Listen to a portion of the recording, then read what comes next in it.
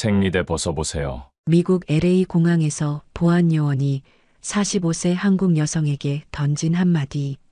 그 이후로 한국 여성은 공항에서 온갖 치욕을 당해야 했습니다.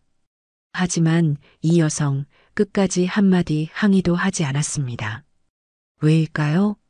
몇 주 후 그 한국인 여성은 법정에 판사복을 입고 나타났고 그녀를 본 공항 보안 요원들은 얼굴이 새하얗게 질려버렸습니다.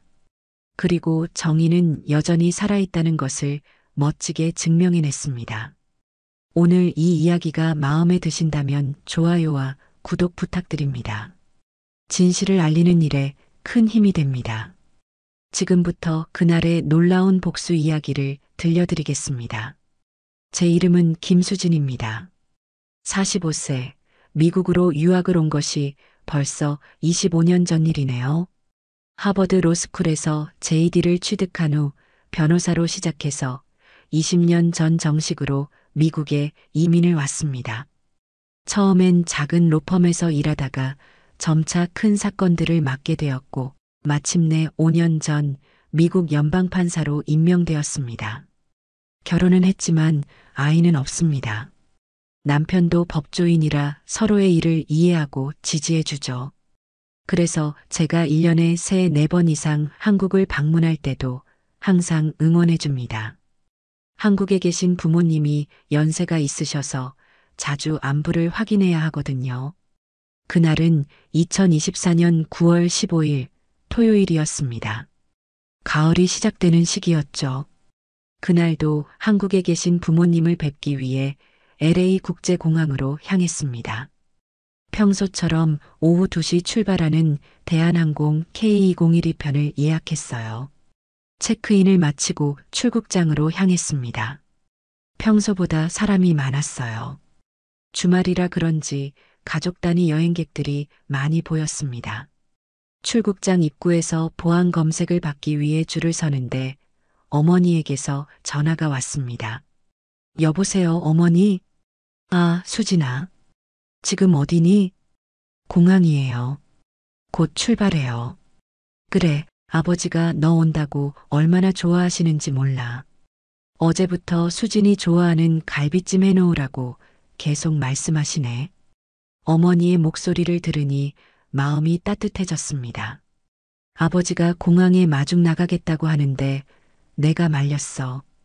잘하셨어요. 택시 타고 갈게요. 무리하지 마세요. 그래, 알겠다. 조심히 와라. 네, 어머니.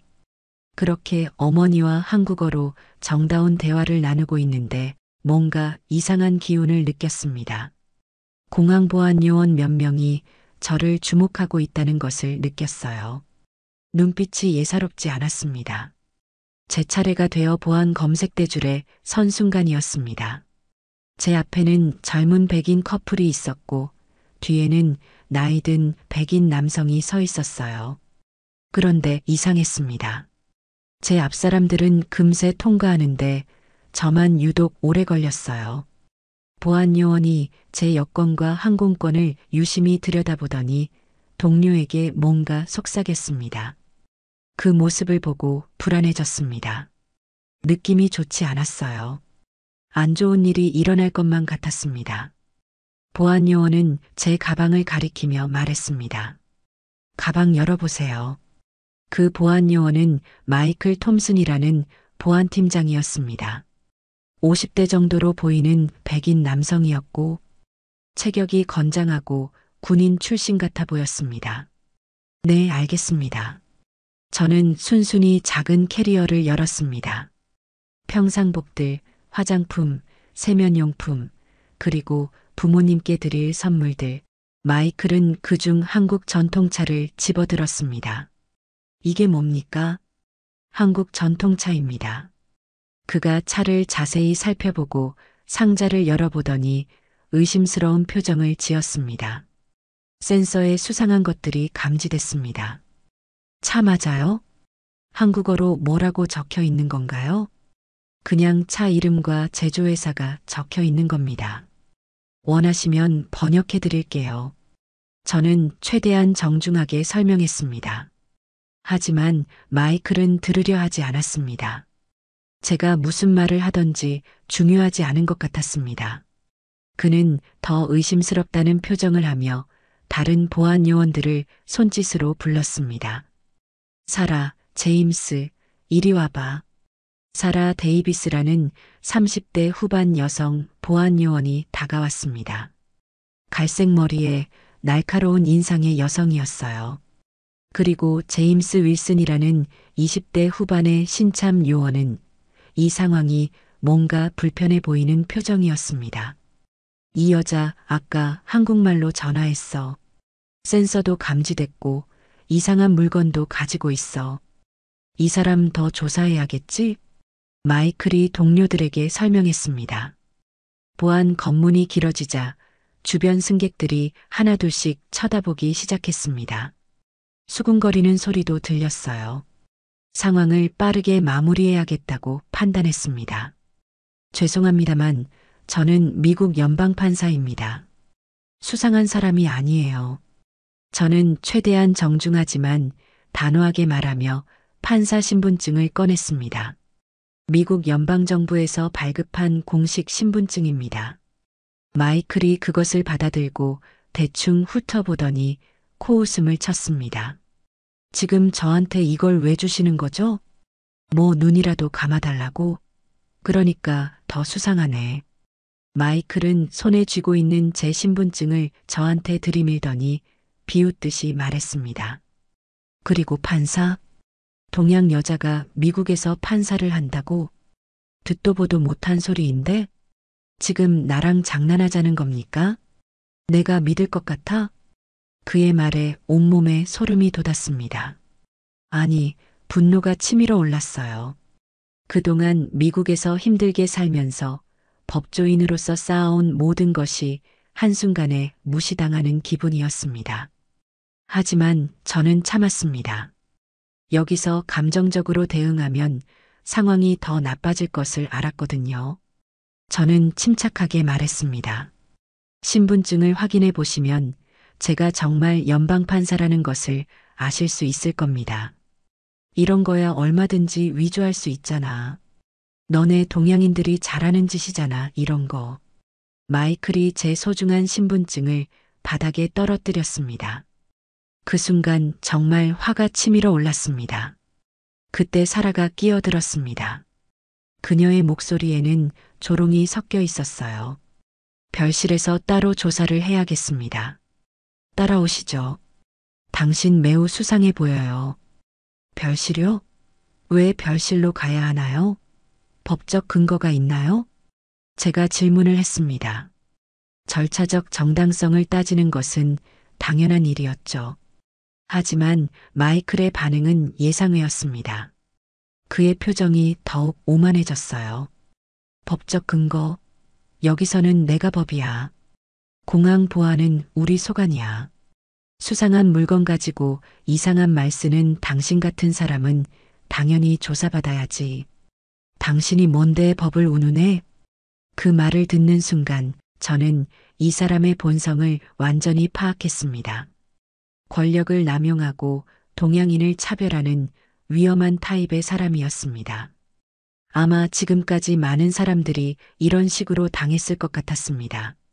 저는 선택의 기로에 섰습니다.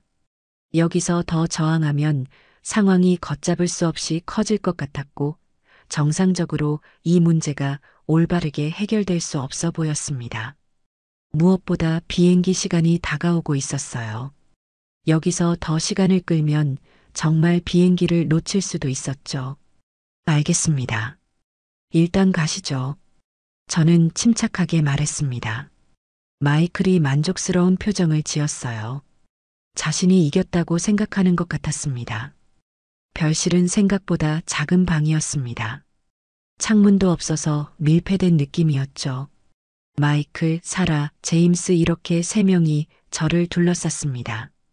마치 범죄자를 신문하는 것 같은 분위기였어요.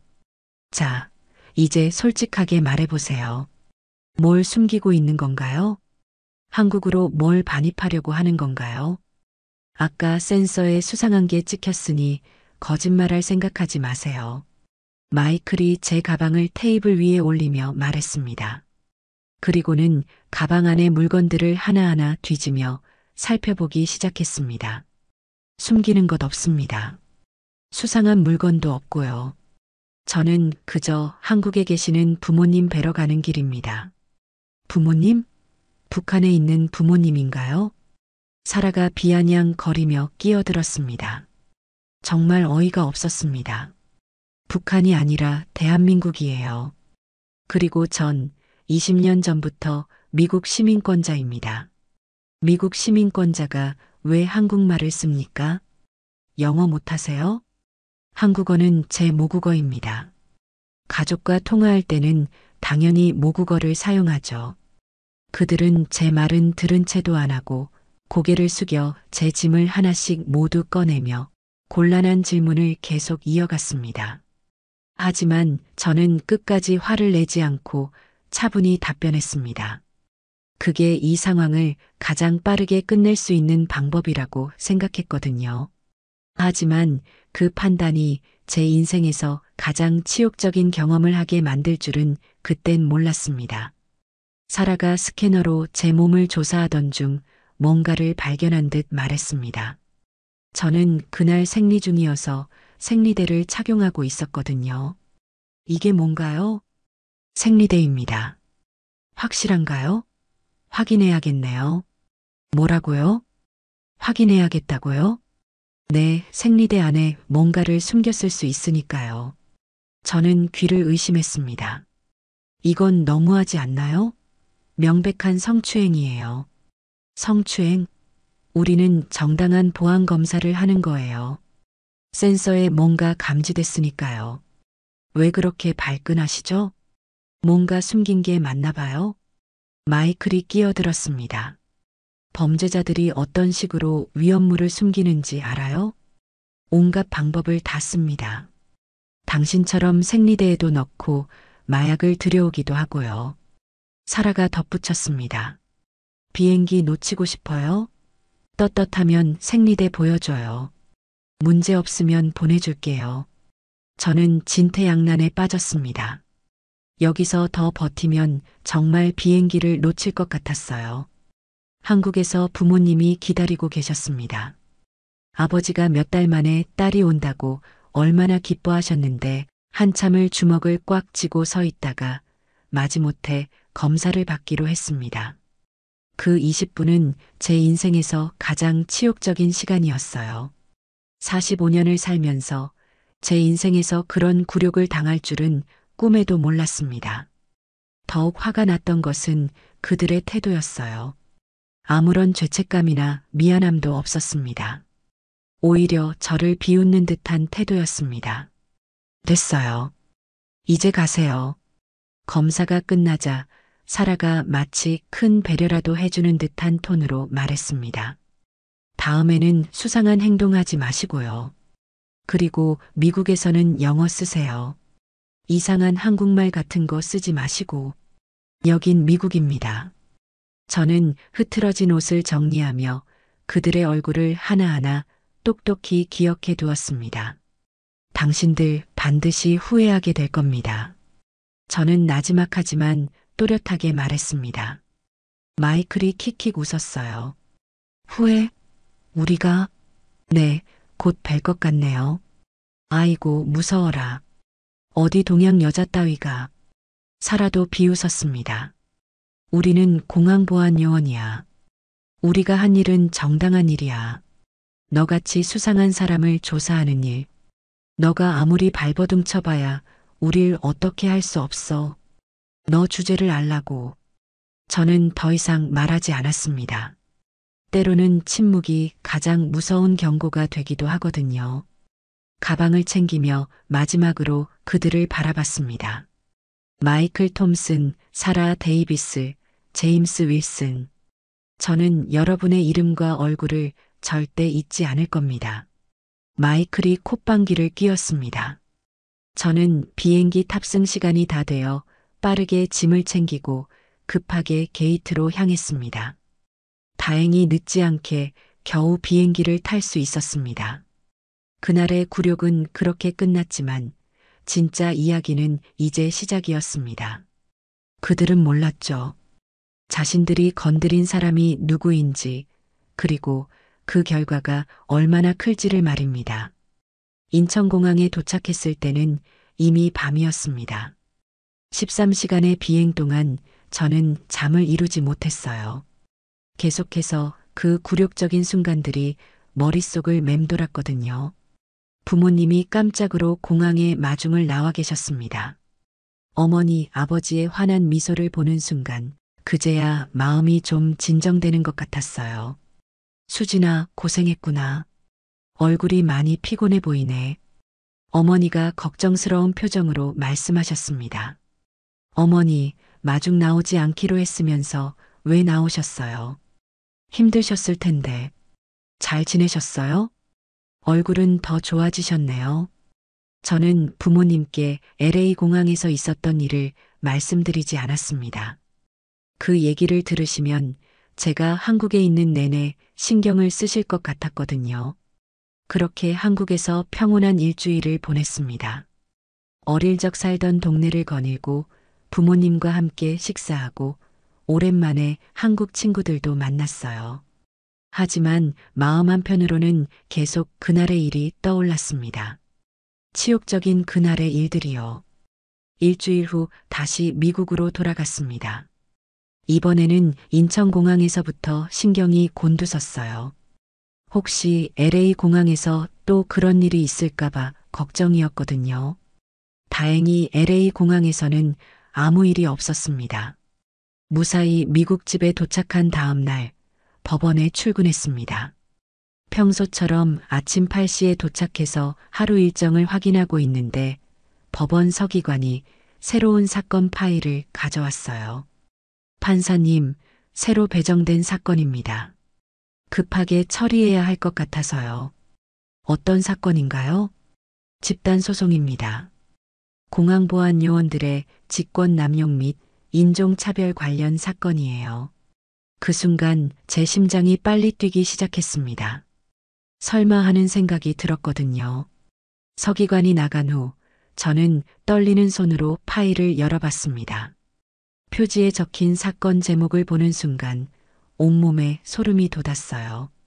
다수 피해자대 LA국제공항 보안팀, 직권남용, 인종차별, 성추행 혐의, 그리고 피고인 명단을 보는 순간 제 예상이 맞다는 것을 확인했습니다. 마이클 톰슨 52세, 사라 데이비스 38세, 제임스 윌슨 29세, 바로 그들이었습니다. 저에게 그 치욕적인 경험을 하게 한 바로 그 사람들. 역시 하늘은 저를 버리지 않았습니다. 정의는 여전히 살아있었습니다. 파일을 자세히 읽어봤습니다. 총 12명의 피해자들이 보안 요원을 상대로 소송을 제기했습니다. 피자들은 모두 아시아계였고 모두 저와 같은 비슷한 피해를 당했습니다. 이 사건에 밝혀진 계기는 내부 고발이었습니다. 존 스미스라는 공항 보안 요원이 동료들의 상습적인 차별 행위를 견디다 못해 고발한 것이었습니다. 그의 진술서를 읽어보니 화가 치밀어 올랐습니다. 마이클 톰슨과 그의 팀은 수년간 아시아계 승객들을 의도적으로 괴롭혔습니다. 얼마나 많은 사람들이 굴욕을 당했을까요? 얼마나 많은 한국인들이 이런 치욕적인 인종차별을 경험해야 했을까요? 원고 측 대표 변호사는 데이빗 박이었습니다. 한국계 미국인 민권 변호사였어요. 놀랍게도 그는 제 로스쿨 동기였습니다. 데이빗은 학창 시절부터 사회 정의에 관심이 많았던 친구였습니다. 졸업 후에도 소수자들의 권익 보호를 위해 열심히 활동하고 있다는 소식을 들었었어요.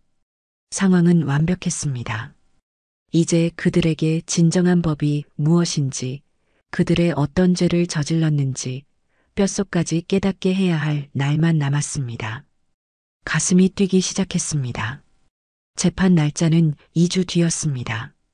그 2주 동안 저는 사건을 더 자세히 연구했습니다. 관련 판례들을 찾아보고 유사한 사건들의 판결문도 검토했습니다. 그들에게 정확한 벌을 내려야 했거든요. 그리고 중간에 어쩔 수 없이 데이빗을 만나야 했습니다. 그 이유는 재판에 필요한 무언가가 있었거든요. 그리고 결전의 그날이 왔습니다. 이른 아침 법원으로 향하면서 저는 다짐했습니다. 공정하고 엄정한 재판을 통해 진실을 밝히겠다고, 제 개인적인 감정에 휘둘리지 않겠다고, 그리고 다시는 이런 일이 반복되지 않도록 하겠다고. 오전 9시 30분 법정 사무실로 향했습니다. 문 앞에서 잠시 숨을 고르고 들어섰어요. 법정은 이미 사람들로 가득 차 있었습니다. 원고석에는 피해자들과 그들의 가족들이 앉아 있었고, 피고석에는 바로 그들이 있었습니다. 마이클 톰슨, 사라 데이비스, 제임스 윌슨. 그들을 보는 순간 그날의 기억이 생생하게 떠올랐어요. 하지만 저는 감정을 드러내지 않았습니다. 제가 판사석으로 향하자 법정 전체가 일어섰습니다. 법원 서기관의 선언과 함께 모든 사람들이 기립했어요. 그때 저는 피고석의 반응을 지켜봤습니다. 마이클과 사라는 무심하게 일어났지만 아직 제가 누구인지 알아보지 못하는 것 같았습니다. 그럴 만도 했죠. 그날 저는 평상복을 입고 있었고 지금은 판사복을 입고 있으니까요. 그리고 그때의 저는 그저 그들이 괴롭혔던 수많은 동양인 중 하나였을 겁니다. 판사석에 앉으며 법정을 한 바퀴 둘러봤습니다. 방청석에는 언론인들과 시민권 단체 관계자들도 보였어요. 이 사건이 얼마나 큰 관심을 받고 있는지 알 수 있었습니다. 착석하세요. 제 목소리가 법정에 울려 퍼졌습니다. 모든 사람들이 자리에 앉았어요. 사건 번호 2024CV 1287 다수 피해자 대 LA국제공항. 보안팀 직권 남용 및 인종차별 사건의 심리를 시작하겠습니다. 법원 서기관이 사건 개요를 읽어 내려갔습니다. 그 과정에서 피고인들의 이름이 하나씩 호명되었어요. 피고인 마이클 톰슨, 사라 데이비스, 제임스 윌슨. 그들의 이름이 불릴 때마다 저는 그들의 표정을 관찰했습니다. 여전히 제가 누구인지 모르는 것 같았습니다. 마이클은 오히려 지루하다는 표정으로 하품까지 했습니다. 그 표정을 보며 저는 생각했죠. 과연 그 오만함이 어디까지 갈지 지켜보지. 원고 측 대리인 모두 진술을 해주세요. 데이빗 박 변호사가 일어섰습니다. 존경하는 판사님, 그리고 법정 여러분. 데이빗의 목소리는 침착하면서도 힘이 있었습니다. 오늘 우리가 다루게 될 사건은 단순한 개인의 갈등이 아닙니다. 이것은 미국이라는 나라가 추구하는 평등과 정의의 가치가 무너뜨려진 사건입니다. 그는 차근차근 사건의 개요를 설명했어요. 피고인들은 지난 5년간 체계적으로 아시아계 승객들을 의도적으로 괴롭혀왔습니다. 그들이 아시아계 승객들에게 얼마나 충격적인 행동을 일삼았는지 오늘 낱낱이 공개하겠습니다. 법정이 숙연해졌어요. 첫 번째 증인 박순자 씨를 증인석으로 모시겠습니다. 90세의 박순자 할머니가 휠체어를 타고 증인석 앞에 오셨습니다. 할머님, 먼저 성함과 나이를 말씀해 주세요. 데이빗 박 변호사가 부드럽게 물었습니다. 제 이름은 박순자입니다. 올해 90세고요. 1935년 한국에서 태어났습니다. 할머니의 목소리는 떨렸지만 또렷했어요. 한국 전쟁 때 미국에 와서 정착했습니다. 할머니, 지난 9월 12일 무슨 일이 있었는지 말씀해 주세요. 할머니가 잠시 숨을 고르시더니 천천히 말씀하기 시작했습니다. 손자 결혼식에 참석하러 시카고로 가는 길이었어요. 공항에서 보안검사를 받는데 할머니의 목소리가 떨렸습니다. 그 사람들이 저를 별실로 데려갔어요. 법정이 조용해졌습니다. 기저귀를 벗으라고 했어요. 확인해야 한다면서요. 손자가 할머니는 거동이 불편하시다고 말했지만 들으려 하지 않았어요. 할머니가 눈물을 닦으셨습니다.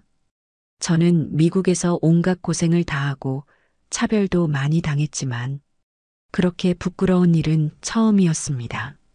그 일을 지시한 사람이 누구인지 기억하시나요?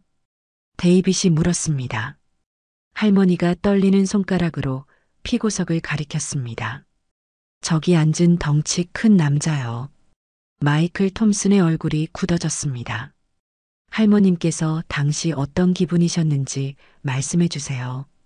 죽고 싶었어요. 할머니의 한마디가 법정에 울려 퍼졌습니다. 할머니가 흐느끼기 시작했습니다. 그때 피고 측 변호사가 일어났습니다. 로버트 클라크라는 50대 변호사였어요. 박순자 씨, 당시 보안검사는 정당한 절차였다는 것을 아시나요? 그때 데이빗이 반론했습니다. 정당한 절차라고요? 할머니에게 기저귀를 벗으라고 하는 것이 정당한 절차라고요? 보안상 필요하다면. 보안상 필요? 설마 90세 할머니가 뭘 숨길 수 있다고 생각하시는 건가요? 데이빗의 분노가 느껴졌습니다. 피고 측 변호사는 더 이상 반문하지 못했습니다. 두 번째 증인은 22세의 이민호 군이었습니다. UCLA에서 공부하는 청년이었어요. 지난 8월 20일 무슨 일이 있었나요? 데이빗이 물었습니다. 민호 군이 떨리는 목소리로 말했습니다. 보안검사를 받는데 제 한국어 책들을 보더니 분위기가 바뀌었어요. 어떻게 바뀌었나요? 수상한 글씨라고 하더라고요. 민호 군의 목소리에 분노가 섞였습니다. 그리고는 테러 관련 자료인지 확인한다면서 경찰까지 불렀어요. 저는 단지 한국어 교재와 한국어로 된 불교 서적을 가지고 있었을 뿐인데 누가 그런 지시를 했나요? 저기 앉아있는 저분들입니다. 그때 어떤 기분이었나요? 무력감이었어요. 민호 군이 눈물을 글썽거렸습니다. 세 번째 증인은 48세의 일본인 사업가 다나카 히로시 씨였습니다. 저는 다나카 히로시입니다. 도요타 미국 지사에서 중간 관리직으로 일하고 있습니다. 그의 영어는 약간 일본식 억양이 있었지만 유창했습니다. 지난 7월 가족과 함께 하와이 여행을 가던 중이었습니다. 아내와 두 아이 그리고 저 이렇게 4명이었어요. 무슨 일이 있었나요? 데이빗이 물었습니다. 저한테 별실로 가서 별도 검사를 해야 한다고 했습니다. 이유를 물어봤더니 다나카 씨가 잠시 망설였습니다. 당신과 같은 아시아인들은 항상 뭔가 숨기려 한다고 하더군요. 법정이 술렁거렸습니다. 다나카 씨의 목소리가 떨렸습니다. 그리고는 제 몸을 수색했는데 정말 굴욕적이었어요. 바지를 벗어야 했고 성적 수치심을 느꼈습니다. 누가 그런 행동을 했나요? 사라 데이비스라는 여직원이었어요. 마이클 톰슨은 옆에서 지켜보고 있었고요. 네 번째 증인은 존 스미스였습니다. 공항 보안요원 관리직으로 이 사건의 내부 고발자였습니다. 그는 긴장한 기색이 역력했어요. 동료들을 고발하는 것이 쉬운 일은 아니었을 테니까요. 하지만 그의 용기가 있었기에 이 사건이 세상이 드러날 수 있었습니다. 데이빗이 물었습니다. 마이클 톰슨과 그의 팀의 업무를 직접 관찰할 기회가 있었나요? 네. 저는 관리직이라 여러 팀의 업무를 감독하는 위치에 있었습니다. 존이 깊게 숨을 쉬었습니다. 그들은 아시아계 승객들을 의도적으로 괴롭혔습니다. 특정 아시아계 승객이 나타나면 서로 눈짓을 주고받으며 사인을 보내곤 했습니다. 존의 증언에 방청석이 술렁거렸어요. 왜 지금에서야 이런 증언을 하게 되었나요? 더 이상 견딜 수 없었어요. 매일 무고한 사람들이 굴욕을 당하는 것을 보면서도 모른 척할 수는 없었습니다. 증인들의 증언이 이어지면서 피고석의 분위기가 점점 무거워졌습니다. 마이클 톰슨은 여전히 오만한 표정을 유지하려 했지만 불안한 기색이 역력했습니다. 사라 데이비스는 변호사와 계속 속삭이며 대화했고 제임스 윌슨은 고개를 숙이고 있었습니다. 저는 그들의 반응을 지켜보며 그날의 기억을 떠올렸습니다. 그때 그들이 얼마나 당당했었는지, 그리고 지금은 얼마나 초라해 보이는지를. 피고 측 증인 신문이 시작되었습니다. 첫 번째로 마이클 톰슨이 증인석에 섰어요. 이름과 직책을 말해주세요. 피고 측 변호사가 물었습니다. 마이클 톰슨, 52세. LA 국제공항 보안팀장으로 15년간 근무했습니다. 그의 목소리는 여전히 자신만만했어요. 원고 측이 주장하는 차별 행위에 대해 어떻게 생각하십니까? 전혀 사실이 아닙니다. 저희는 항상 정당한 절차에 따라 업무를 수행했습니다. 아시아계 승객들을 의도적으로 괴롭혔다는 주장은 말도 안 됩니다. 저희는 수상한 행동을 보이는 모든 승객을 동등하게 대합니다.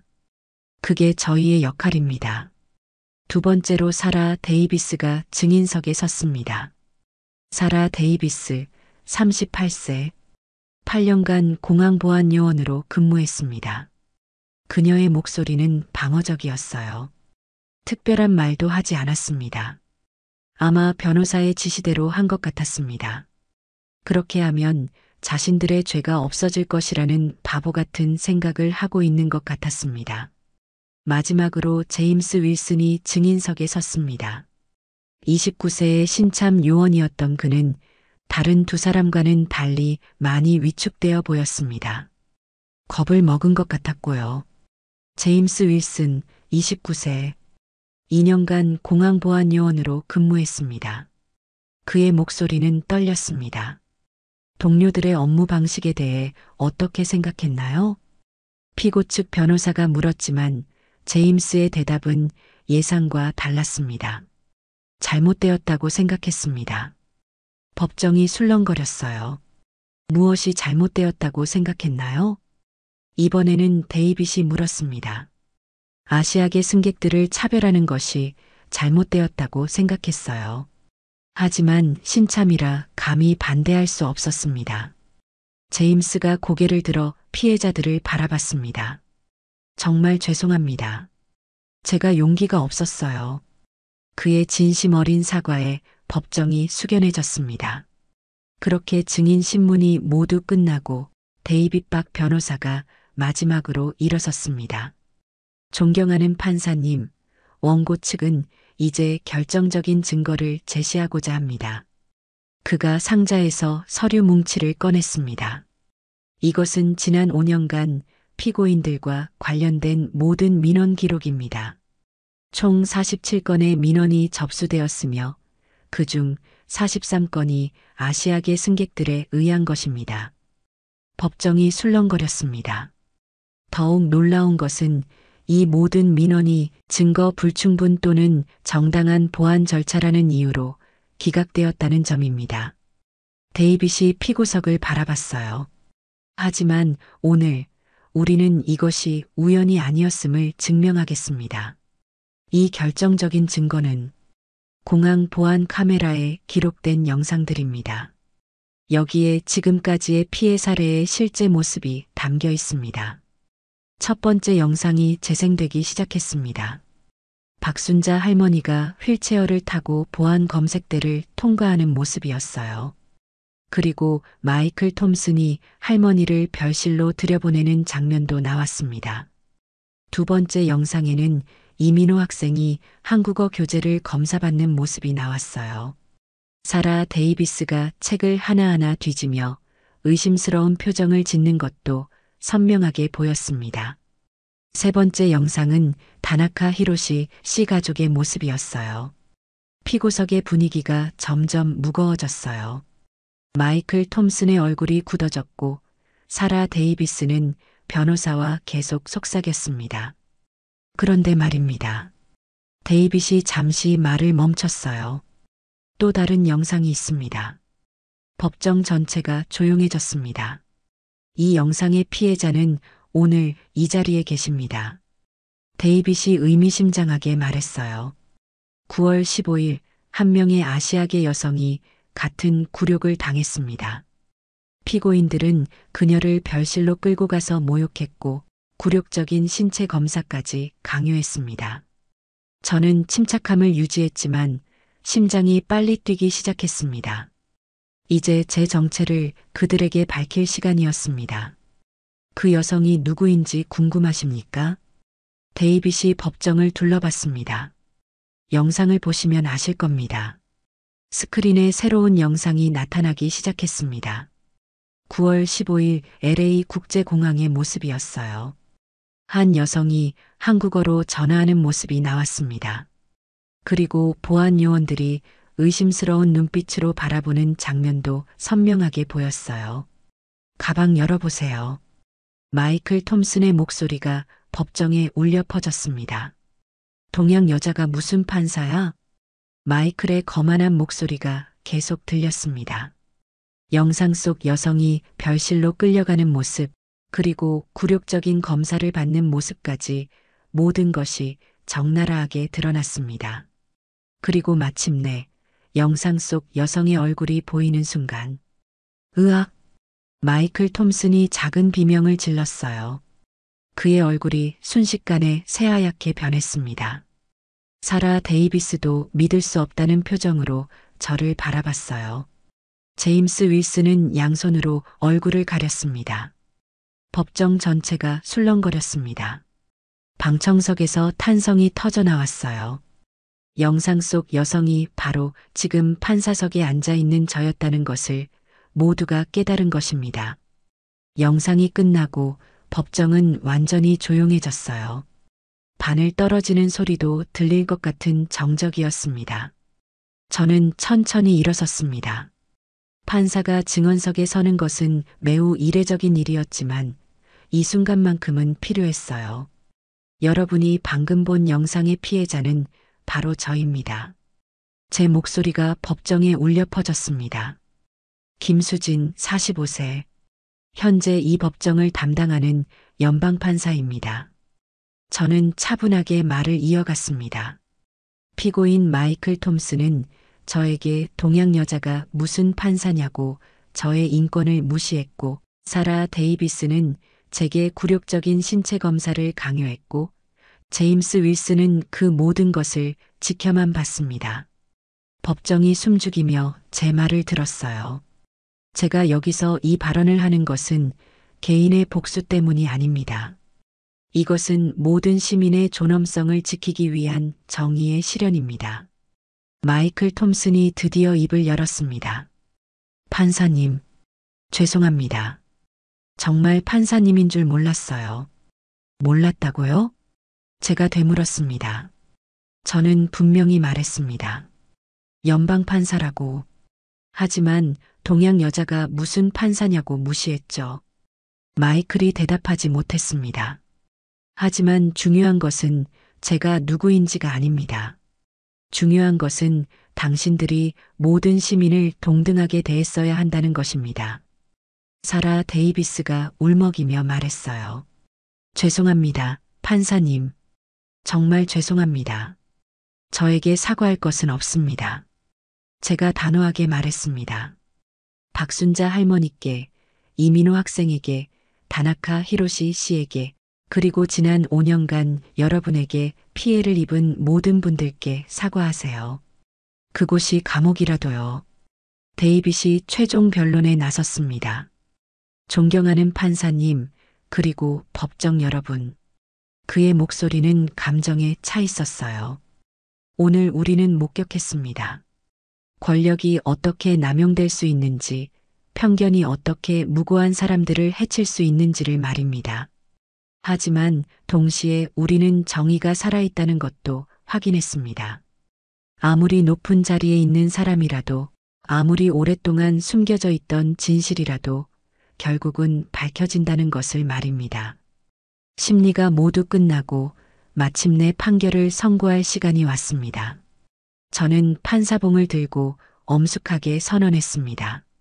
사건 번호 2024-CV-1287에 대한 판결을 선고합니다. 법정이 완전히 조용해졌어요. 피고인 마이클 톰슨, 사라 데이비스, 제임스 윌슨은 지난 5년간 직권을 남용하여 아시아계 시민들에게 체계적인 인종차별을 가해왔습니다. 저는 한 명씩 바라보며 말했습니다. 이는 미국 헌법이 보장하는 평등권을 심각하게 침해한 행위이며 연방 공무원으로서의 의무를 저버린 중대한 범죄입니다. 특히 주범인 마이클 톰슨에게는 징역 4년과 벌금 10만 달러를 선고합니다. 마이클의 얼굴이 절망으로 일그러졌어요. 사라 데이비스에게는 징역 2년과 벌금 5만 달러를 선고합니다. 사라가 무너져 내렸습니다. 제임스 윌슨은 내부 고발에 협조하고 진심으로 반성하는 모습을 보였으므로 징역 1년에 집행유예 2년을 선고합니다. 또한 3명 모두 즉시 해고하며 공무원 자격을 영구히 박탈합니다. 앞으로 어떤 공권력도 행사할 수 없습니다. 법정 경비, 피고인들을 호송하십시오. 제 명령과 함께 경비들이 다가왔습니다. 차가운 수갑이 마이클 톰슨의 손목에 채워졌어요. 한때 그토록 오만했던 그의 모습은 온데간데 없었습니다.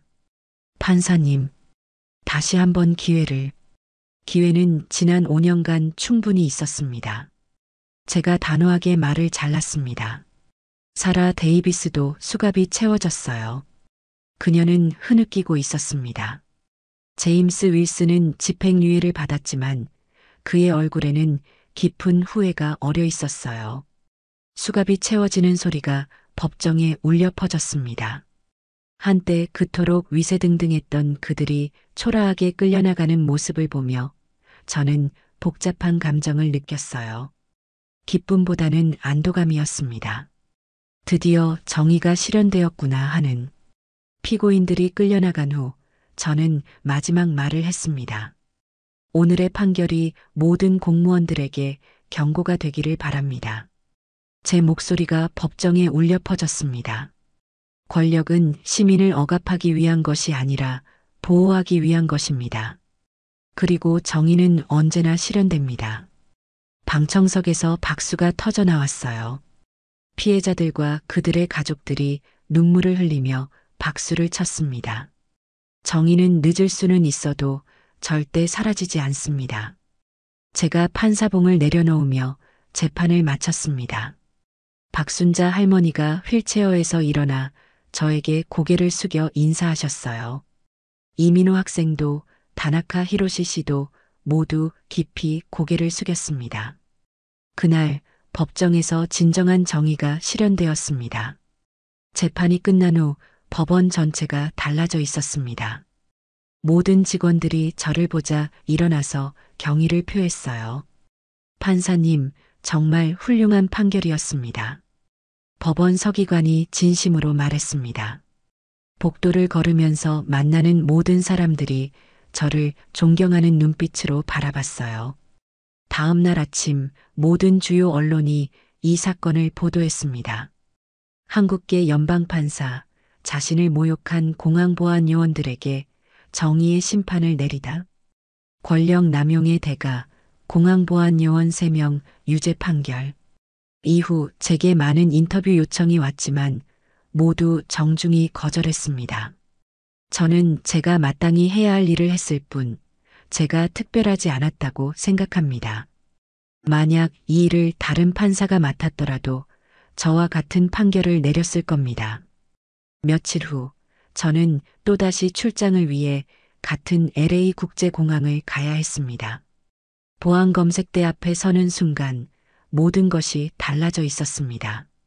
보안검색대 직원들은 매우 정중했고 검사 과정도 신속했습니다.